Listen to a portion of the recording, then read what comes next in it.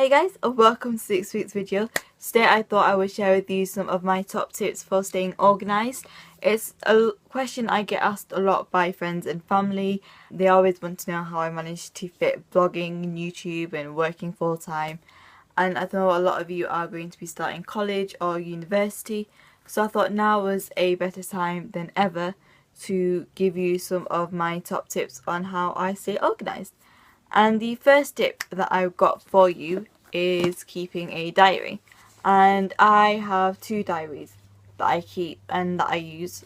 The first one is this small one, which is just your basic kind of diary. This one is from Rayman, but you can get any one that you like. And I just keep this in my handbag to kind of jot down any appointments, kind of meetings, doctor's appointments, dentist appointments, that kind of thing in here, so I know where I've got to be during the week.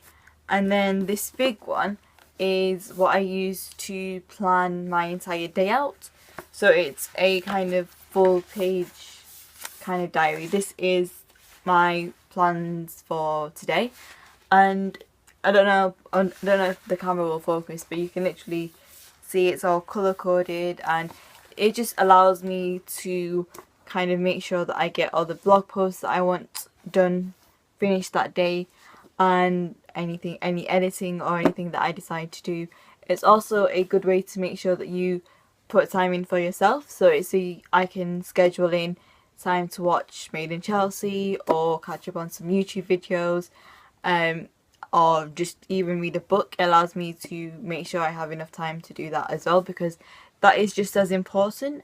Rather than not doing it at all, it means that I can fit it in without worrying too much. And then the next tip that I've got, tip number 2, is keeping a list. I have this book here, which I've mentioned in another video, and it is full of lists.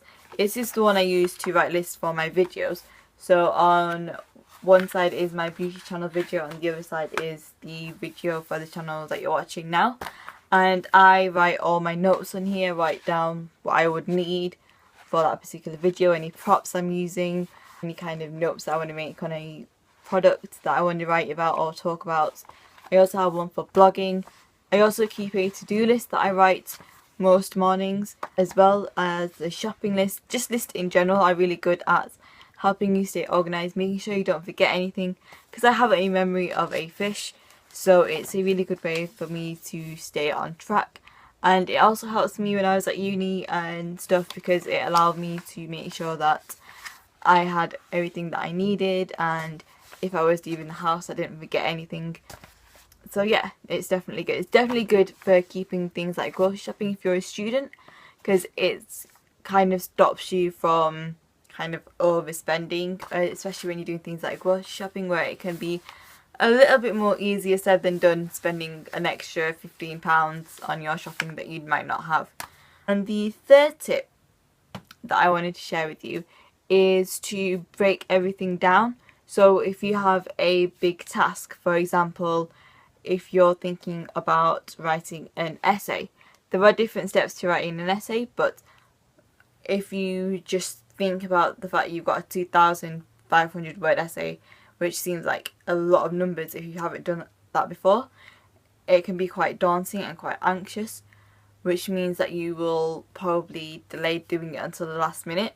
But if you break down the steps and think that, okay, you're going to break it up into like the research stage, then the writing of it, and then the kind of checking it over, it makes it a lot more easier.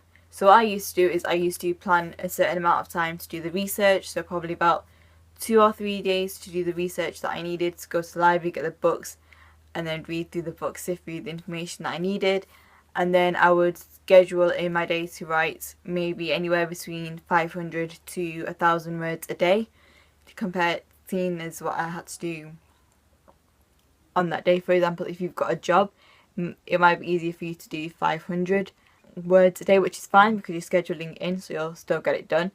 And then you can also manage to leave yourself time to go back to it and double check it out, because I used to find that I needed an extra day or so where I didn't look at it and then go back and then reread it and kind of alter a few words. So I used to make sure that I'd have time to do that as well. And it just makes it less daunting. It makes it less kind of big in your head. It makes you just feel like you know what you're doing, and it allows you to kind of focus and kind of look at the task on hand rather than think, I've got such and such amount of essays to do. It's just a really quick, and it's something that I still use now. If I need to and I have a big task to do, I kind of break it down into small pieces and small chunks during the day. And then the fourth tip that I've got for you is to keep goals.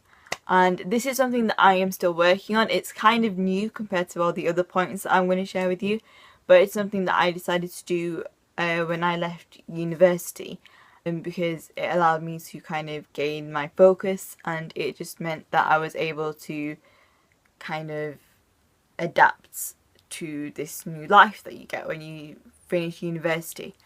It allowed me to kind of keep focus, which can be quite hard. And the way I do this is by making 3 sets of goals. So I have a daily goal, so the kind of goals that I want to achieve during the day, and that's kind of incorporated in my to-do list and in this diary. So I don't necessarily do that every day, but the things that I do most weeks is a weekly goal and a monthly goal. So I will sit down every Sunday and write down the goals that I want to achieve by the following Sunday. So that might be to have my video up and edited, that might be to learn a new skill that I want to learn in terms of blogging, or learn how to figure out a new route to work, or just little things like that. It doesn't have to be a big massive life altering goal. It can be something personal to you. For example, if you're kind of suffering from depression, it could be to write down a good thing that happened to you that day to remind you that there is good in the world. And the same with the monthly goals. And I used to do this when I was unemployed for a while at the end of university. So I would make it my goal to apply for a certain amount of jobs at the end of the week and at the end of the month. And it just allowed me to stay focused, and although I lost motivation, which I'll talk about in a different video, it kind of kept me going, and it kind of made me focus when I felt like I was losing focus.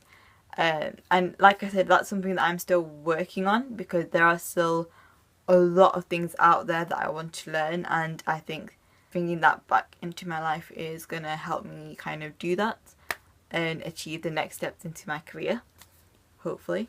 And the last thing that I want to talk about is something that I learnt during my time at college, and that is setting deadlines, which don't have to be the deadlines that are set by your teachers or set by your lecturers. They can be your own personal deadlines. I managed to go through university without pulling an all-nighter, which a lot of people are kind of astonished by, and I'm not sure why. I never work best at night or through lack of sleep, so I never let myself get to that point because I don't like handing in last minute work. So I used to make sure that I would set a deadline for an amount to be done each day in the week. So if I had a presentation to do, I would make sure that the slides were done and by a certain day. So I would make sure one day I would have all the slides with the information on it, and then the day afterwards I'd make sure I'd have all the kind of like effects, any pictures that I needed adding to it, and then the kind of last day I'd make sure I'd have all the references put in, and then I spent one day making sure I timed it and writing down the notes that I wanted to have in my hand when I was delivering the presentation. And setting that deadline meant that I was able to complete my assignments a week before they were due, which meant that before the deadline I was able to have another look at it, or I was able to have another chance to kind of go over it in my head to make sure I knew what I was talking about and to make sure it made sense and it wasn't just a load of gibberish. And that really did help me in my third year of university, especially because I'm not naturally gifted in terms of like exams, and in terms of writing academically. I mean, I can write, but my style of writing isn't very academic, so it allowed me to kind of figure things out. Also, my spelling and grammar is completely atrocious, so it allowed me a chance to kind of figure that out, and something that I was happy to do and glad that I did. And it's something that I still do. I do that at work now. So if I got a list of files that I need to work through in a day, I'll make sure I do a certain amount by lunch and then a certain amount by the time I get home, so that the whole section that I was meant to do is done. And yeah, that is basically my tips on staying organised. It didn't come easily to me, so I don't expect it to come easily to a lot of you guys either. It's something that kind of I forced myself to incorporate in order to kind of do the things that I wanted to do in my life, because at the time I incorporated these things, I was doing my A-levels as well as doing some volunteering for a charity. So it allowed me to be able to do both and to the best of my abilities. And it's something that I took with me to university and things that I'm still using now. Like, I mean, I still have these and I still write loads of lists, so it's definitely worth looking into. I will have an additional blog post if you want to go over some of the tips. I'll leave that in the description bar below as well. Make sure you check that out. And if you guys have any of your own tips for staying organised, leave them in the comments down below or send me a tweet. I love to hear them because I love finding out different new ways of keeping organised. And I shall see you next video. Thank you guys for watching. Enjoy your day and I shall see you later. Bye.